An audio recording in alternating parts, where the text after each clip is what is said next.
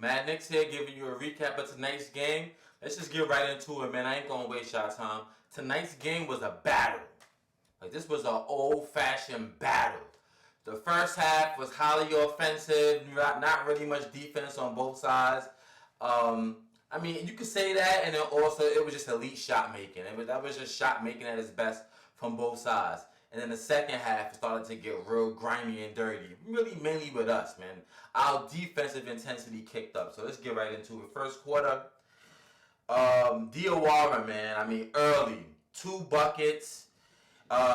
He had, I think he had 1 or 2 steals. His confidence is growing more and more. He made in 3 3-pointers in that first quarter.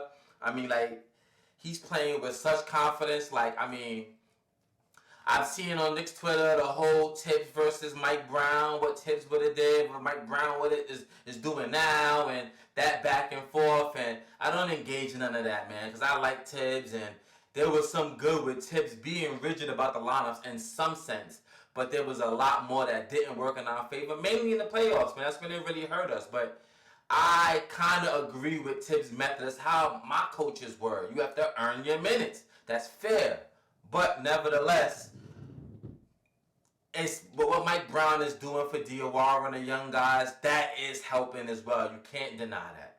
You can't deny that. That him showing the confidence in the kids and the kids showing up. And I mean, outside of Diawara, everybody else is on their second year. So it's not like they're like ridiculously kids. And I mean, in Kolick did 4 years in college. You know, Dadier is young, but, you know, Huck Porter, you play professional ball. McCullough, I believe, was a 3-year player, I believe, if I'm mistaken. Maybe he went the JUCO route. But what he's doing, for sure, has instilled confidence in the young boys, man. And I mean, you know, hey, more power to him, man. More power to Mike Brown. More respect to him for really doing this. And then it's working out, man. It's working out. Saddiq Bey was on fire, man. First quarter, he was on fire. He couldn't miss a shot. The rumors have been going around. I mean, it's among Knicks fans wanting Saddiq Bey, giving up Yabusele, not wanting to give up a pick. I don't want to give up a pick. But you're going to have to if you want a Saddiq Bey, and nobody wants Yabusele. He's cool. He is an inconsistent basketball player. Look what happened. He had 20-something points in that first quarter. I think it was that first half. Or maybe it was the first quarter. I'm sorry. He had 27 points in that first quarter. The rest of the game, he had like 4 or 5 points. So, you know, and I mean, what he does, we kind of getting. I mean, if Diawara's playing like how he's playing, I mean, and not really like, you know, just give us 8, 9, 10 minutes of hard play. McCullough Jr. the same. We don't really need to really make trades, man. We're kind of all right, man. We just need to dig in more deep with what this team has to offer.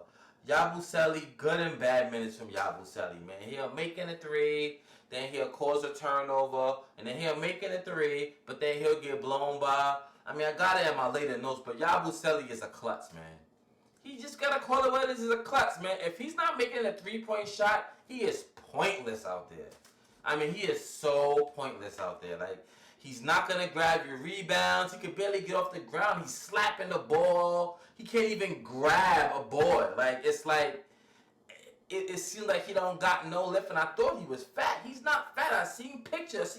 They had a video on the Knicks YouTube channel, New York Knicks YouTube channel, and they show him in a locker room with his shirt off. He ripped. He got a little muscle. So it's like, you're not a fat boy, but you play like one. He's pointless, man. We went to a zone because they was hitting in every 3. It was making it every 3. We went to a zone real early. I mean, it was like super early. It was like, all right, we got to stop this somehow. The zone kind of worked. It kind of worked. I'm not going to lie. It kind of worked. It's just, when you go 3-2, you're susceptible for that penetrate. I mean, for a person like Zion, I mean, that's no doubt. It's the high post and someone who can make in that shot. Yeah. But then also, like Zion, I mean, he's just going to have a field day against a 3-2.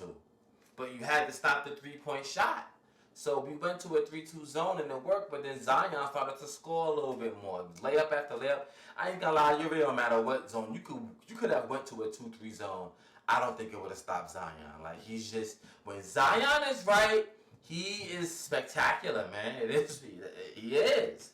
He is, man. When he's just even when he's just decent, because I don't even think he played in like a phenomenal game, but he played a decent to really good game, and look what he could do. He's unstoppable. But it was a battle between him and OG all game. Second quarter, we needed to play more up tempo. We started to a little bit. OG overall, his intensity, defense, offense, his shot was off all game today. His shot was off, but man, I mean, steals, blocks, tips, yammies. He had some turnovers, some bad turnovers, like dribbling and wise. OG dribbles high, man. He dribbles real high. Like, he dribbles too high. And I think, personally, he's strong, and his dribble is, like, he doesn't have the lightness you need sometimes when you're dribbling the ball. It's like he's pounding it so hard with a high dribble, and the ball just gets like, it's like he almost don't know his own strength sometimes. But especially when he's dribbling the ball. But nevertheless, he was all over. Zion was doing Zion things in that second quarter. I mean, he just was like, he was doing Zion things, man. OG had 16 second quarter points, man. It was him and Zion pretty much going back and forth, especially in that second quarter. Diawara has 16 first half points. I mean, 16 points like in that first half, like really solid. It was just elite shot making, as I mentioned on both, especially in that second quarter, man. It was just like Trey Murphy hitting shots. Then Jordan Poole started to score a whole lot. Then OG was scoring. Like, it was just back and forth. Like, Cat never really got to put his imprint on the game because he had early foul trouble. But it was like, you getting points from Jordan Clarkson. You getting points from OG. Jalen hit a shot or two. He didn't really start to come on until late. But that second quarter was really an OG Zion battle. Third quarter, OG, he's off from three all game. I mentioned it already. He just was off from three. But he gave us everything else. And we was missing Mitch in that third quarter. We was missing Mitch all game, but really in that third quarter when it was like they was catching offensive rebound after offensive rebound, we couldn't get no second chance points in that third quarter. Really up until the fourth quarter where we got a handful. But we was missing Mitch for that, man. And I mean, I know people who want to say, oh, you need Mitch to beat the Pelicans. And it's like, yo, listen, once you got something baked in the ingredients, you can't now take that out and go, well, still function. If you got, we all have 10 fingers. If I take away your thumb, you're not going to be able to function like a 10-fingered person. Like, you're gonna be a little off. Like, it's already, Mitch, whoever, when we lose one person, 2 people, 3 people, 4 people, it don't even matter. They're already baked in. So you're used to a certain kind of play when you have those kind of players. To now take them out and go, well, still function like they're around, that don't make sense, man. That doesn't make sense. It sounds ridiculous. Although, yes, there are certain teams where, listen, you should be able to beat them with one hand behind your back. But, come on. I mean, realistically, and this is the NBA. Look at that team.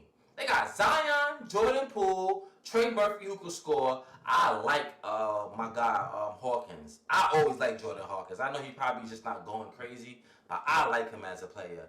Queen is everybody's darling. Fears is a top 10 lottery pick. Come on, man. Sadiq Bey is not a scrub. He just had a catastrophic injury early in his career, but he's a good. They got a team. They just don't bring it together well. Yabu already talked about him. I ain't gonna keep going on him. Their length was affecting Jalen. A little bit.